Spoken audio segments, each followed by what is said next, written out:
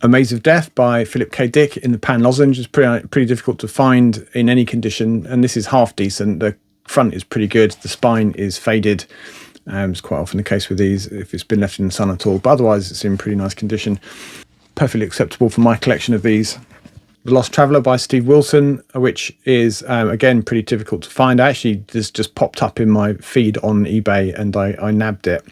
It wasn't terribly expensive. I've generally had a spasm, let's call it, of impatience as it relates to collecting these. I was around the late 60s mark, and there are 80 to collect in this pan livery from the 1970s, and I decided that I was just going to throw money at it and try and finish the lot. And as you'll see, I have got quite a few more, but I'm still missing a couple. Robert Heinlein, The Door into Summer. This is a pretty tatty copy. It's creased and faded, but my focus at the moment is completing the set, and then I'll worry about upgrading them over time afterwards. And then we've got Robert Silverberg, Downward to Earth, and one I'm really happy to have, and it's in really nice condition as well, and it wasn't expensive, certainly well under £10. A Dream of Wessex by Christopher Priest, of course. And this is unbroken spine, it's unfaded. The title's still very clear, as is the pan logo. Those are the coloured title and the pan logo are normally what goes on the spine if it's faded. These are very crisp still, and it's generally a very nice copy. I would say that's, aside from the fact that the text block is yellowed, it's approaching fine by my lights anyway. And this one's tricky to find and a little bit naughty. The Shape of Sex to Come, edited by Douglas Hill, and this has stories in it by the likes of Aldous, Moorcock and Silverberg, and they are busy exploring the strange and bizarre possibilities of sexuality in the furthest reaches of tomorrow. So a sort of perennial obsession of science fiction, I guess. I'll just show you that again, no particular reason. It's a little bit faded on the spine, but not too bad. And then Frederick Pohl, Day Million, which is nice and bright on the front, a little bit leached. It's obviously been in a sunny spot. The fading is leached onto the front cover a tiny bit, and the pan logo is almost disappeared, the colour part of it anyway, and the title is very faded. That's not uncommon with these books. And then we've got Paul Anderson, Guardians of Time, which is a really nice copy. Came in a bag, that's how you know it's a nice copy. It's pretty crisp. Spine's a tiny bit faded, but not too bad. And it's generally in very nice condition. It's certainly an unbroken spine. And then finally, for this little set of pan lozenges, is another Robert Silverberg, Capricorn Games. So those were all online impatient purchases. None of them were serendipitous finds in the wild, unlike last time. But still, sometimes you just gotta splash the cash. Where should we go next? All right, let's do these. So these next three are brand new books that were sent to me one way and another. This first one, Harlan Ellison's Greatest Hits, which is a new printing of old tales, some of which I probably have in other collections, to be honest, but still. This was sent to me by a viewer, very kindly, who plucked it from my Amazon wish list, the link for which is in the description to this and all of my videos. Just saying. So this is a gift from Ian in Cork. Thank you, Ian. Happy anniversary, John. It was my wedding anniversary a week or two back. And thanks for all the great SciFiScavenger vids in 2024. Enjoy the book, from Ian in the aforementioned Cork. Ian, that's tremendous. Thank you very much for sending that to me. Much appreciated. And I shall find a prime spot for this on my shelves. Much appreciated. It's always a lovely surprise when I come home to find an unexpected Amazon parcel waiting for me to open, and that was the case with this. Always puts a big smile on my face. Thank you very much again. And these next two, without wishing to name drop, I was chatting to Dave Hutchinson, author of many books, but the Fractured Europe series, and then many others. Chatting to him on Blue Sky, which is like a Twitter replacement that I've been really enjoying using for the last few weeks. I forget exactly what the context of the conversation was, but I mentioned that I'd like to get my hands on a copy of Acadie, one of his is a novella, and that I was also missing The Push, which is a Newcom Press edition. And he basically said, I think I've got some spares of those at home. Send me your address and I'll post them to you. So that was a win. So a few days later, both Acadie, which is like a kind of space opera. Is it space opera? Let's see. The colony left Earth to find utopia, a home on a new planet where their leader could fully explore their genetic potential, unfettered by their homeworld's restrictions. They settled a new paradise and have been evolving and adapting for centuries. Earth, has other plans. The original humans have been tracking their descendants across the stars, bent on their annihilation. Interesting. I wonder why. They won't stop until the new humans have been destroyed. Their experimentation wiped out of the human gene pool. Can't anyone let go of a grudge anymore? So that sounds a little bit like the plot to Wrath of Khan. It sounds like genetic supermen are on the loose, and Captain Kirk's going to track them down and kill them. I don't know. It's meant to be pretty good, and it is a slender read.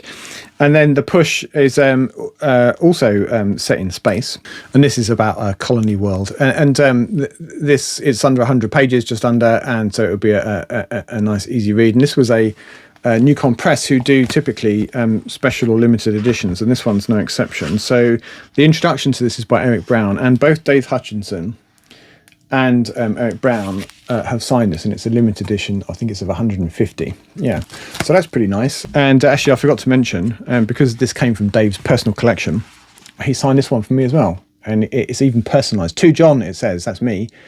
With best wishes, Dave Hutchinson. So that was a really lovely result of a somewhat throwaway conversation with essentially a stranger on not Twitter, something else, Blue Sky, and it resulted in a couple of lovely little books. So I'm very happy to have those. Right, what should we do next? I've got lots of different places we could go here. I think what I'll do next is show you some shelf browsing footage, and if that's not your cup of tea, you can just use the chapters to skip past it. But it's I don't know, 4 or 5 minutes maximum of me staring indecisively at the shelves at my local charity bookshop.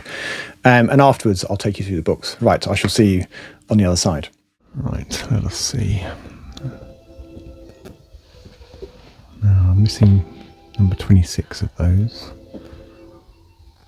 I'm not convinced I've got a copy of City. I'll have to check.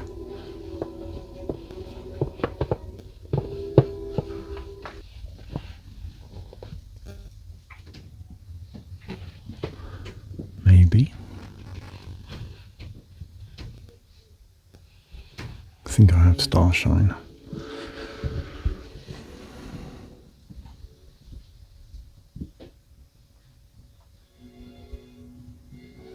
I've got plenty of Paul Anderson, and I only read a couple, so I don't feel in a rush to add more.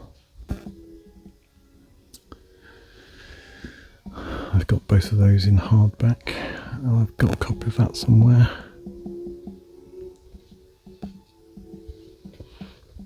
I might have that.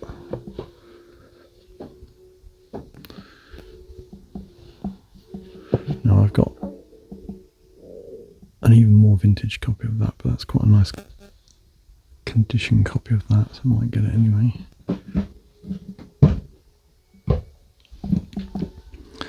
Bradbury's somebody I haven't read a lot of. I've got quite a few. I've got that. I think I might have that as well. I'll have to check. I have that. And that. I've got that in hardback. Now then, I need to check. I think I've got End of Shadow, but I haven't read it, so those might be good additions.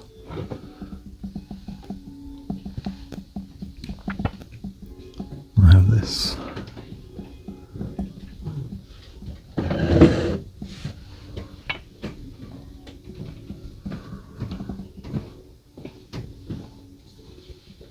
Check that. There's a couple of Robert Forwards. I think he wrote, what did he write? Dragon's Egg.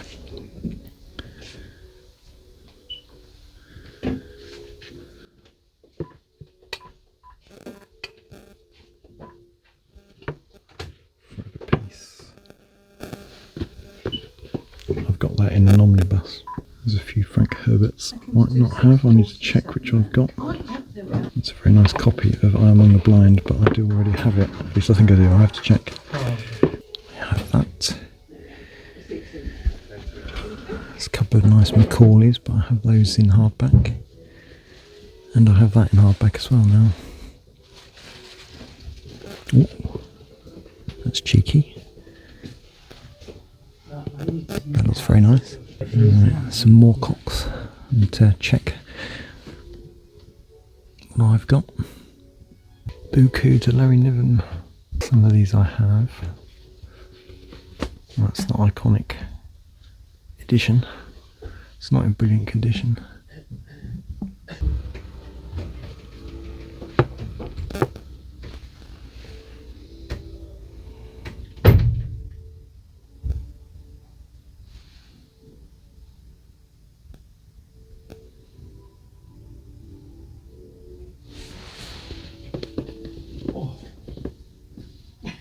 Robert Sawyer.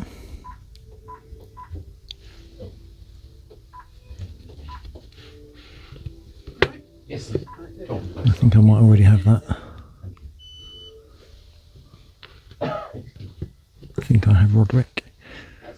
And I have some of these in hardback. Really? And I'm missing one. I wonder if it's worth getting the missing one. Do you know what? I'll just wait till I find it in hardback. Van Votes. I've got plenty, but there's probably some I don't have. I'll have to check.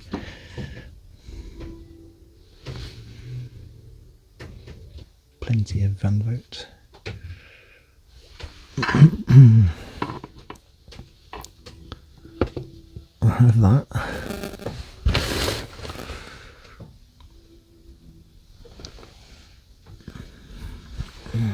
Let me check. Those might be nice to have. There's some Wyndhams at the back there, which I probably already have.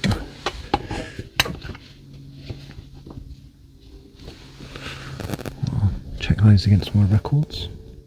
Right, I shall try to do these in approximately the order that they appeared, and the shop is quite helpful there because they're mostly in alphabetical order. So what we got here, Theodore Sturgeon, Venus Plus X, which I think I'm right in saying is on the David Pringle 100 Best Novels list. Yes, it is. So that's a nice find. It's in all right condition. I would say good rather than very good. It's quite creased and a bit concave on the spine, but not too faded. And pretty much next to that was an Olaf Stapleton Sirius, an old Penguin science fiction edition from the 60s. It's 3 and 6. And this is, pretty tatty condition, honestly. But I just decided to get it because didn't have a copy. And then there was a Ray Bradbury. There were a bunch of Bradburys there, as you saw if you watched the footage. I've got quite a few and I haven't read many of them, but I decided to get Long After Midnight, which got a rather colourful cover. It's a Granada. And that is a short story collection, I believe. And then there were a bunch of the Ender's Shadow series. I already had Ender's Shadow, which is the first one. And then you've got Shadow of the Hegemon, which is book 2. Shadow Puppets, which is book 3. And Shadow of the Giant, which is the 4th and concluding volume in that Ender's Shadow series. So I haven't actually read Ender's Shadow. And in fact, I haven't even read all of the Ender books, never mind that. I've read Ender's Game, of course, and I've read Speaker for the Dead, and I think possibly one of the others, I can't remember, but I haven't read any of the End of Shadows one, and I hear good things about them, so I'm keen to read those at some point in a parallel universe where I have the time. There was Arthur C. Clarke 2061 Odyssey 3, which I could have sworn blind that I already had, but I checked my records and I didn't. I do now, obviously. And I have read this years and years and years ago, probably when I was a kid, or when it came out or something, but I haven't read it ever since, so I really can't remember what it's about at all. There was I've sort of futilely added to my Philip K. Dick pile. It's not something that I'm massively passionate about reading. The 2 or 3 that I have read, I didn't hate them or anything, and I didn't particularly struggle with them, but they didn't particularly light my fire either. And I think this is one of the more obscure books. And I think this is a short story collection as well. Yeah, looks like it. And that looks like it was published posthumously after his death. And then there were a few Frank Herberts, some of which have some really fabulous art. Among them this one, and I shall say nothing, The Godmakers. I did already have a copy of this actually, but it's a slightly rougher one than this, so it's the same edition though. So I've sold that on, or in the process of selling it. That's tremendous. I think I'm right in saying that is Bruce Pennington. It might not be credited here. Yeah, I'm not sure. Might not be. And then there was the Dasardi experiment, which somebody mentioned, I think in probably my First Contact video from a few months back, because it was a tale of alien first contact that I hadn't mentioned and didn't know about. So I'm pleased to get a copy of that as well. It sounded like it was quite good. And this one definitely is Bruce Pennington. Frank Herbert, The Green Brain. Look at that. That's just fantastic. Really, really cool and so detailed. I love it. These New English Library editions from the 70s are really fantastic. And any time I see one that I don't already have, regardless of who the author is, then I pick it up because the artwork on them is fabulous. And then there's a slightly older, I think, Yeah, this is late 60s, early 70s. Is The Dragon in the Sea, again by Frank Herbert. Very nice condition it is too. The Vonda McIntyre, Superluminal. She's most famous for things like Dream Snake and The Exile in Waiting, but her writing's meant to be very good. Sounds sort of space opera-y, which I'm here for, obviously. Yeah, 1983 this was first published, or 84 actually. And then if you're a regular viewer and you watch my November wrap-up, then you'll know that I read this in November, Engines of God. I actually read it I listened to it rather on, did I? Or did I read it? Yeah, I listened to it on audiobook, but this I picked up in that visit to the Oxfam bookshop. I have listened to it, it's on my shelves, I've read it effectively. It was all right. It was fairly forgettable. And then we got Joanna Russ, The Adventures of Alex, in this rather lovely women's press science fiction. I do like these editions. I've only got half a dozen of them or so, and I think there were well over 20 to get. And they typically introduced readers in the UK to important authors who've not been published in the UK before. I don't know if that was true of Joanna Russ at this point, but certainly most of the books had not previously been published in the UK. And what I mostly love about these is the artwork. I think the framing's nice with the grey silvery frame, and the artwork inside is usually very colourful indeed, and this one's no exception. There's Robert J. Sawyer, Hominids, which is the first of three, I think, set in this world where I think there's a parallel world where Neanderthals are in the ascendant, so Homo sapiens never really happened. And so they've become the dominant species and intelligence. Yeah, one of these Neanderthal physicists accidentally breaches the barrier between universes, and all hell breaks loose from there. And there are two others which I've hear some good things about. I don't know. He's an author that I haven't read anything by. Actually, I've got several of his books now, so I really should. And then talking of Bruce Pennington, as we very much were, there's another really fantastic piece of artwork. Look at that. That is The World of Null by A. Van Vogt. I've got a couple of other Null books, but not this one. So this was the only one of the Van Vogts that were on the shelves there that I decided to grab and take home with me. And then among the three now sets of John Wyndham books that I'm trying to complete is this one, which is the Harry Wilcock covers from the 1970s, and this is The Day of the Triffids, which surprisingly I was missing. It's one of my favourite books. And this is in not bad condition. The spine's got a little bit of creasing on it, but often you find they're really faded and tatty, and the book, generally speaking, is in quite crisp condition. It has been read, obviously. And then they also had John Wyndham's Chucky, which was one of these Peter Lord covers that I was missing. I think I'm only missing one now, Midwich Cuckoo, so I've tracked that down somewhere. And then I'll have a full set of these. And these are my favourites, to be honest. And then there were three Gene Wolfes, which I was really pleased to see. Exodus from the Long Sun. You don't see these very often out in the wild. And so I don't have this is book 4 of the Long Sun, and I don't have 1, 2, or 3, so it's no good to me at the moment. But now that I've got one in this format, that's the format that I'll try to find them all in, which is rather attractive. And they also had 2 of the Bruce Pennington Book of the New Sun books. I actually already had a copy of Shadow of the Torturer, but my copy was a little bit in worse shape than this one, so I've kept this one and I'm selling the other on. It might already have gone, actually. But this is in really nice condition. And then The Claw of the Conciliator, which is book 2, and whilst it's pretty crisp on the front, it is pretty well read and creased on the spine, unfortunately, but still it's a perfectly good copy. I very much like a full set of these, and then I can pass on my Ujima Flip Golank's Science Fiction Masterworks editions as they will no longer be necessary. In fact, I could sell one of them now because that covers the first 2 books. Back to a couple of purchases related to this list, which I just sought out online. One of them is Bernard Wolfe, Limbo, and it's really hard to find a copy of this other than in the Masterworks. And whilst I don't particularly like these editions, the spine offends me for some reason, then I don't know why. But in the absence of any other edition, this is perfectly fine. So that was cool to get that. And then also on that list, let's find it, one that I've been keen to read for ages. It's also in the Masterworks, but in my preferred Masterworks edition is the previous black edition. I just think the artwork pops more on these, and it doesn't have that what I think of as a nasty shade of yellow on the spine.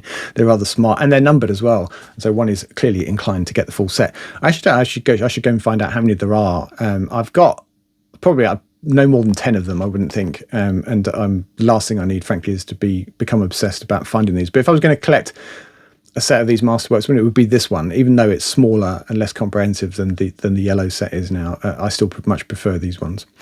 I prefer a vintage copy in the publisher's original edition than any of them. But if you twisted my arm, these are the ones that I would like to keep. I like this. And Nova's a standalone space opera by Delaney that I've been meaning to read for ages. And I actually thought, for some reason, I thought it was a lot thicker than this. It's 220 pages. It's a pretty fleet read compared to some of his books, which are pretty chunky. I'm really thinking of Titan and Dahlgren when I say that. Still happy to get that. So that Nova is on the 100 best novels list as well. And then we switched for a minute to the Broderick and DeFilippo book, 101 best novels from 85 to 2010. Whilst I've been trying to get those in hardback, there some of them are just difficult to find or too costly for what I want to spend. Although that might happen one day. So I just sought a few out in reading copies. And one of them was Rudy Rucker. It's not an author that I've read before. What's this one called? Post Singular. I'm thinking cyberpunk kind of thing, or singularities. That's what this is about. A dope-addled exploration of the way-out fringes of string theory and the quantum universe that distorts the possible into the most improbable contortions. The novel continues in this vein for some 300 pages, each one funnier and weirder than the last. So I'm not 100% sure I'm going to get on with that, but we'll see. One will try. And then another on that 101 best novels list is Lois McMaster Bujold's Barrayar, which is the second of her Vorkosigan saga, of which there are about 1 million.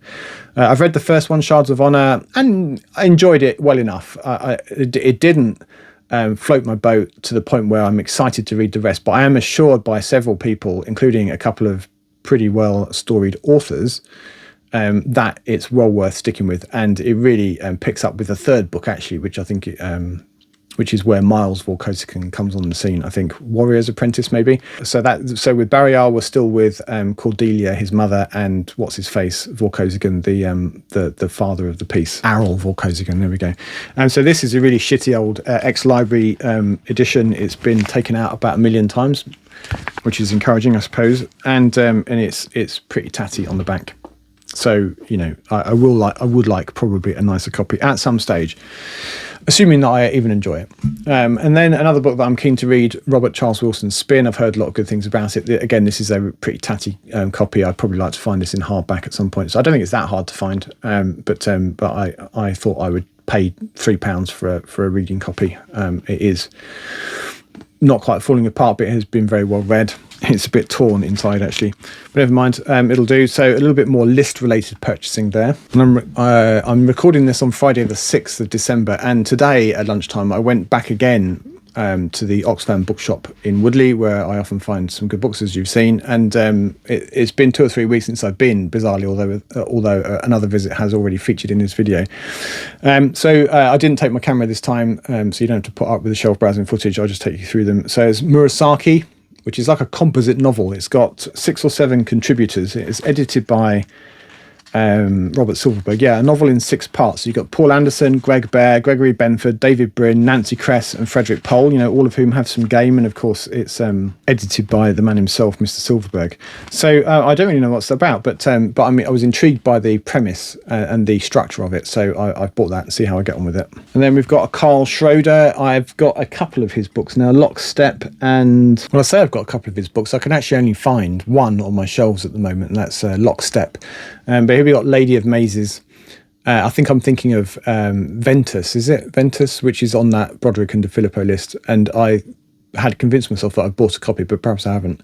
And Stephen Baxter, the Don of hard SF himself, says this is hard SF as it's at its best. Yeah, so Carl Schroeder is a new star of hard SF, and now he extends his reach into Larry Niven territory with a story of the distant future to tell the story of the Coronal, a huge multiplicity of human civilizations inhabiting a built world, a ring world, sounds familiar, far isolated from the rest of spacefaring humanity, and the story of Livia Kadali, the one woman who can save her world. So, what about that? A Ringworld story. And there's a book that I've seen and heard a lot about but haven't read, is Vert by Jeff Noon. It's just the mass market paperback, nothing special. And then another Rudy Rucker software, slender novel.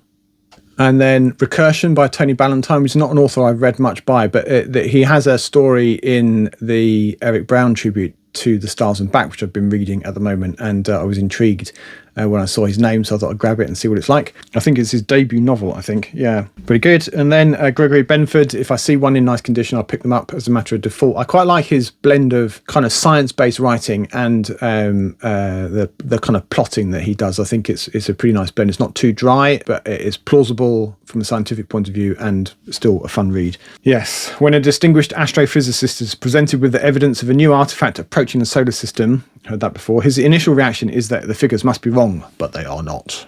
The mysterious object is not only real, it's heading towards us at an incredible velocity.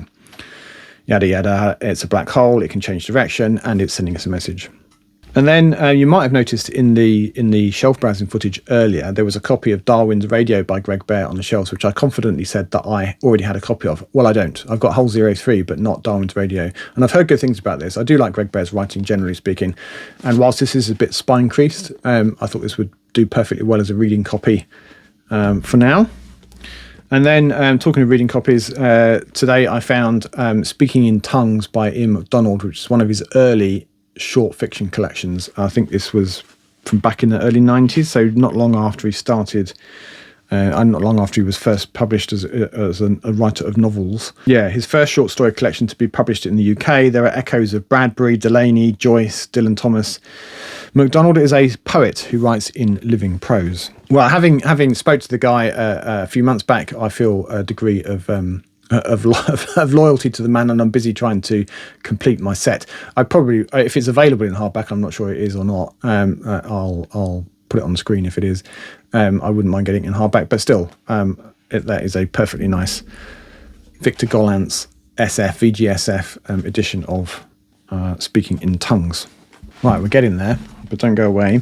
So in yet another conversation with an author on, I'm pretty sure it would have been Blue Sky rather than Twitter. I don't really do much Twitter these days. I was chatting to Tom Toner, who's an author, followed me on Blue Sky, and that triggered a brief check of his timeline, and he had posted something about his space opera novel. This is the Amaranthine trilogy, and it's from the early-ish 2000s, I think. Oh no, not that long ago. 2015 was the first one. So Promise of the Child is the first of the three. I really love the artwork on these. Reminds me of The Algebraist by Ian M. Banks. And then The Weight of the World. And then the final book is The Tropic of Eternity. And this it's worth spending a minute on this, because I'm getting the impression that this is a seriously underrated space opera trilogy. It's set in the far future. Let's see. I'll read you some of the testimonials from inside. So it's rare to come across something as original as this debut novel, set 12,000 years from now. A dizzying mashup of science fiction and fantasy themes that are both mystifying and entertaining will appeal to readers who enjoy the offbeat end of far future SF. This is the kind of novel that could develop a cult following. Gorgeously written, wildly imaginative book. Adam Roberts, none other, says, humming with energy. This is space opera like you've never seen it before. Absolutely brilliant. Yeah, Gareth Powell on the back here says, an amazing debut, intriguing, disorientating. It's told with the heightened vibrancy of a fable and a melancholic sense of age and decadence. So it's a little bit weird. It's a space opera. It's got elements of fantasy. It's set 12,000 years in the future. I'm already thinking Dune and maybe Empire of Silence by Rocchio. But I'm super excited to read those. I don't think they're. I think I'm right in saying they're not in print anymore, so I had to seek them out secondhand. But they're reasonably nice. You can get them in hardback as well, but these will do me fine for now. So I don't know when I'll get around to reading them, but I'm excited by those. I think they are going to be right up my alley. Then talking of Ian MacDonald, as we were, I've got Carina. I had to pay a few quid for this. This is the sequel to Chaga, which was published in the US as Evolution Shore, I think. But this is a really, really lovely first edition. It's I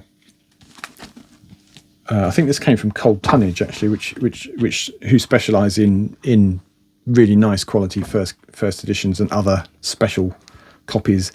So I think I probably paid. It wasn't outrageously expensive, like £12 or £15, something like that, including postage. So it wasn't a huge amount. and it is in lovely condition. It's pristine, in the Golanx from, let's see, 1998. Yeah, so one of his earlier books. And then we've got the Cassandra Complex, which is another one of the books on the Broderick and DeFilippo 101 best novels list. And this is actually in a set of, I think it's 5, possibly 6 books, which are set in a fictional future history that he and another author wrote. Or it's something that's called something like the Third Millennium. I'll put it on the screen. That I borrowed from my local library when I was in my teens. Again and again and again, just repeatedly, I would take it back and just renew it and renew it and renew it. And when I eventually had to give it back, I would just wait until I could rent it again and do the same things. And that was just, it just told a sort of factional future history of this, completely speculative, obviously, but told as if it was looking back at the last 1,000 years of history. And I just found it absolutely fascinating. And anyway, he has subsequently set 5 or 6 novels in that far future history, and this is the Cassandra Complex. I can't even say it. The Cassandra Complex is one of those. Yeah, I've got another one called Inherit the Earth, and in this same Tor edition. So I'm going to, over time, I'll seek the others out, and I must get myself a copy of that Third Millennium book as well. I would love to see that again. It's been getting on for 40 years since I last saw a copy. So I'm intrigued. I hadn't realised that it was written by Brian Stableford. The name didn't mean anything to me when I was in my teens. And although I remembered the book, I didn't realise even now until recently that it was written by him. And I didn't know that he'd set some novels in that same future history. So this would be cool. And then I've got what I think is a short story collection by Christopher Priest, Expect Me Tomorrow. No, nonsense. It's not a short story collection at all. A petty thief who called himself John Smith was arrested in 1877 for theft through fraudulent behaviour. He was convicted and sent to prison. And then it skips forward a little bit to 2050, a lot. Charles Ramsey also has a twin, so there's kind of links to families. So twins is a recurring theme in his books. Let's see. I was to experience incursions many times over the years, but this day, on the terrifying ice wall of a glacier was the first. I did not try to describe it by any name. It simply happened and it almost killed me. I was suddenly paralysed. My limbs became frozen. My eyes remained locked on wherever I was looking at that time, and I stared at the blank ice. And then came the voice. It sounded so unnaturally close that for an instant I thought that someone must be there beside me or behind me, but I was alone in the mountain valley clinging to a wall of ice. So this is from, let's see, it's from Golanx, and it was published fairly recently, I think, 2022, yeah, so just a year or two before he died. And for a little while there, I thought that it might be signed, but that is in fact the title of the book. It's printed in a strange font. Expect Me Tomorrow by Christopher Priest, who never fails to be an interesting writer. And then I recently read The Rift by Nina Allen and really enjoyed it. So my ears, if I can mix metaphors, my eyes pricked up when I saw this on a shelf in my local Oxfam near to me in Richmond where I work. And I noticed the cover first and then the author. So I grabbed this. It was only $2.50 or something like that. It wasn't expensive. But this is one of her more recent, possibly most recent book. Let's see. Yeah, the Rift was her first, it seems. Yeah, 2023, so last year. Nina Allen's new novel is a work of the greatest imaginative power, an investigation of the human need to make connections, to find causes and effects, however fantastic. Conquest is the story of a disappearance and of the mystery that follows.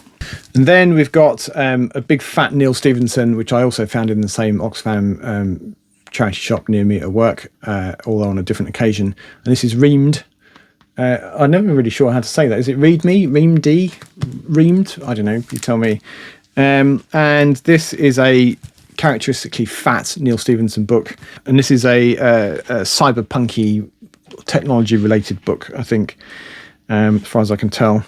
Racing around the globe from the American Pacific Northwest to the booming cities of southeastern China, Reamed, I don't fucking know, is a swift-paced thriller that traverses worlds virtual and real, filled with unexpected twists and turns, in which unforgettable villains and unlikely heroes face off in a battle for survival, etc., etc., etc.